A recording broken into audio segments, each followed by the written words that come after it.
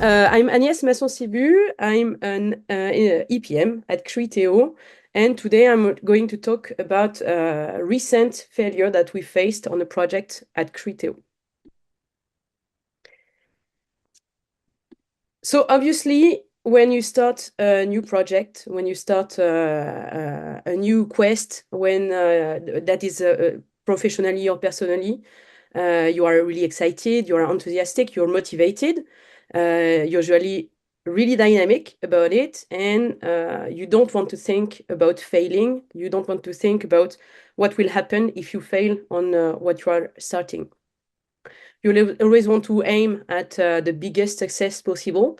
And sometimes we still have to go through some failures before we reach our expected goal. Then it's not about the failure anymore. It's more about how you manage this failure. Is it going to be a game changer for you? Are you going to manage? Are you going to give up? Or are you going to solve this issue in front of you and continue pursuing the quest that you started? So here we have a quote. It's fine to celebrate success, but it's more important to heed the lessons of failure. There's so many quotes about success and failure on the internet, so you can find plenty of it. And today, so for this Women to Tech 2 presentation, I will present a situation that I faced lately at Criteo. Hopefully, we are going to learn through it together. And so I will start by a small disclaimer. Maybe I cannot see all your face, so maybe there's some people in the room that were in this project with me. I simplify some of the aspects, and I tried also to emphasize some of the aspects of the project just to make my point for this presentation. So if you don't agree with me, I'm sorry about that, but yeah, that was my choice. Okay, so to start with a small presentation of who I am.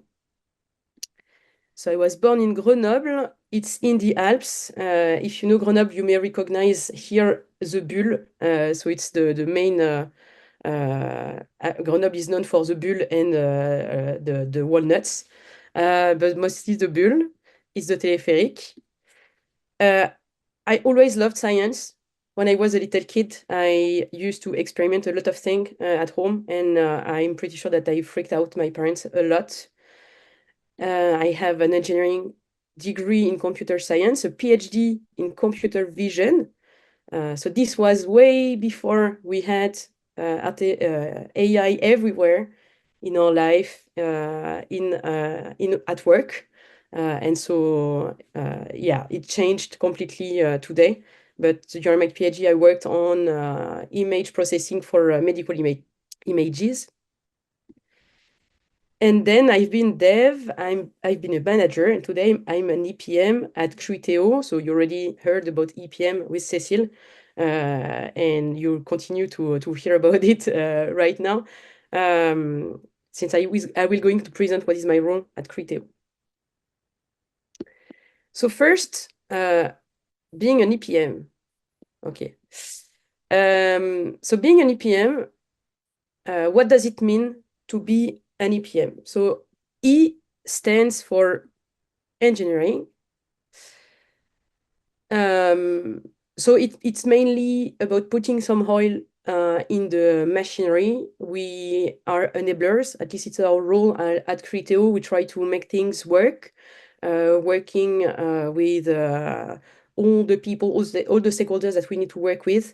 And so our main goal is mainly to drive our project to success. So of course, sometimes we face failure, but that's how we are going to learn today. P stands for program. So we work with some devs at Criteo.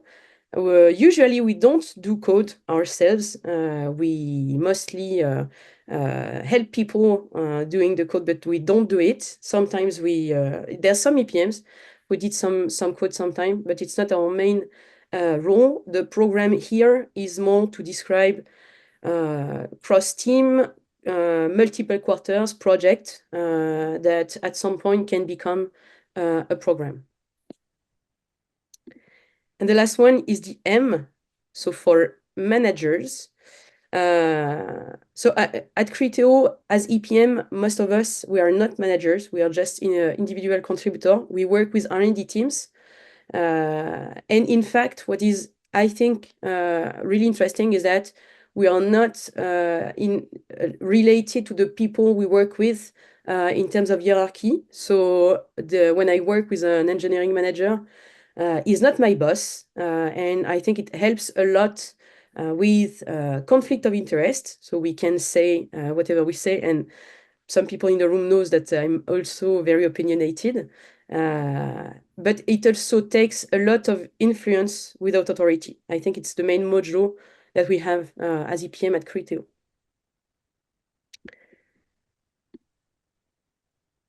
Okay, so we covered my background, we covered my role. And so now, since I talked about failure that we face on a project, I will try to set the stage for this project. So you have the time on the top right of the screen to follow the progress, sorry. We have a functional scope, and this functional scope happens to work with two component scope 1 and component scope 2 on a project. So they work together, and to work together, they initiate a communication channel with the three teams.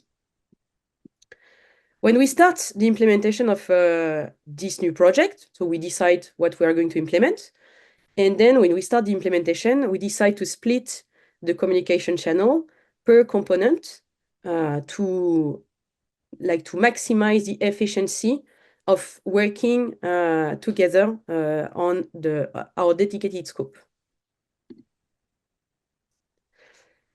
Then we are in Q2. Okay, something was weird. We are in Q2 and we discover that we have an issue with component 2. So we have something that is blocking the project.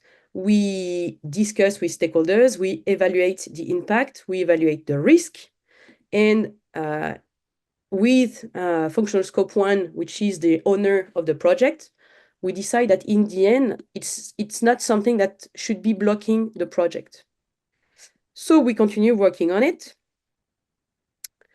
And we move to Q3. And in Q3, we have a new functional scope that comes to see the stakeholders of the first project. And this new functional scope, they want to start something that would need to use what we implemented for the first project. So they initiate a communication channel with functional scope 1, they discuss, they agree on what needs to be done. The functional scope 2 has a really tough deadline, so everything needs to be decided and validated pretty quickly. And so we decide that it's a go, and we start the implementation for Q4. And then in Q4, when we start implementing the solution for functional scope 2, we discover that the blocking point the issue that was not a blocker for the functional scope 1 is indeed a blocker for the functional scope 2. So everything is completely messed up, and here's our big fail. Okay, so now I'm an EPM. I don't do problem, I do solutions. So with the stakeholders of this project, we launched a post-mortem session. We discussed a lot, and we came up with 4 different lessons that I wanted to present to you today. I'm interested, so I know that it's really difficult because I don't have the mic, but I'm interested if if in the room someone has some idea on what could be the lessons here. No one is No one wants to ask question apparently, Agnès. I'm Okay. looking around. Okay. Well, Maybe so I have maybe one idea is like do not minimize a blocker. yes. Okay. Good point. Good point. So I'm going to present the 4 lessons that we discussed with the stakeholders for which we did the postmortem. So the first one will be the communication, then ownership, then collaboration, and last one is the process. So about communication, when we started the project, we were like, when we started the project, we were already working with different channels of communication, one for scope 1 and one for scope 2, when we discovered the issue. And the issue was not communicated widely. It stayed in the component scope 2, and it was discussed only with the functional scope. The lesson that I want to present here is that having a way to maintain cross-team, cross-scope communication can help with making sure that these kind of issues are widely known, and it's not only in the component scope 2. It does not stay in the component scope 2. So for instance, in this case, we could have regular checkpoint with all the stakeholders, like weekly, bi-weekly basis, just to share information so that at least component scope 1 is also aware that there's an issue in component scope 2. Then about ownership. So we have this issue that has been discovered. We have the communication channel that are in place. And if we want to put a cross-component communication channel, we also need to make sure that these communication channel, they are handled more globally. So we need to make sure that at some point that we have someone paving the way, that we have a leader, a global leader on the project. So that could be a team that is already part of the project, maybe the team that has the biggest scope in the project. It could as well be someone outside of the project.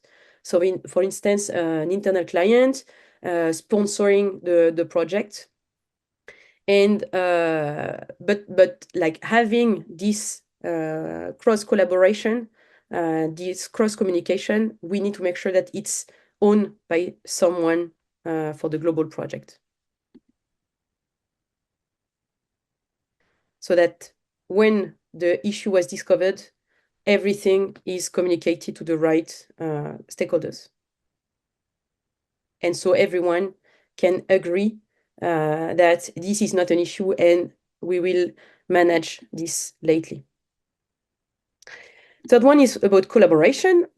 So we have, since we changed everything, we have these 3 teams working together. We have a communication channel that is really cross-scope. Everyone is aware about the issue, and everyone agrees that the issue is not blocking point at this moment of the project. And we still have the functional scope 2 that arrives and that wants to integrate this project that we are already working on. We already have this cross communication channel. So instead of creating a communication channel just for functional scope 1 and functional scope 2, the lessons here is, let's expand this communication channel, integrate functional scope 2, so that the same knowledge is shared, the same information are shared for all the stakeholders. And the last one is about process. So in this situation, what I said is that we have a strong deadline for functional scope 2. And so, but we all know that there's no miracle in project management. We cannot do things quickly with few resources and high quality, right?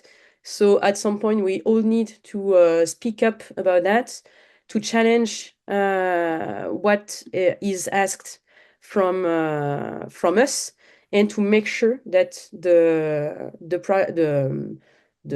make sure that the project that we are launching are really correctly scoped and correctly prioritized. Okay, so small summary here. Whether in project or personal, professional, or outside of that, we all face failures at some point. So just let's turn that to our advantage. I presented 4 points here. 1 point about communication, to have regular checkpoint with all the stakeholders, even if you think that sometimes it can be a bit too much. It's better to over-communicate than to keep things from stakeholders. Then to clarify ownership, when you see that there's a global ownership missing, these two first points will help drastically with improving the collaboration. And so collaborating from day one will help avoiding this kind of misunderstanding. And then about the process it's here to help. So it's really important that we challenge the process whenever we need. And that's it for me. Thank you.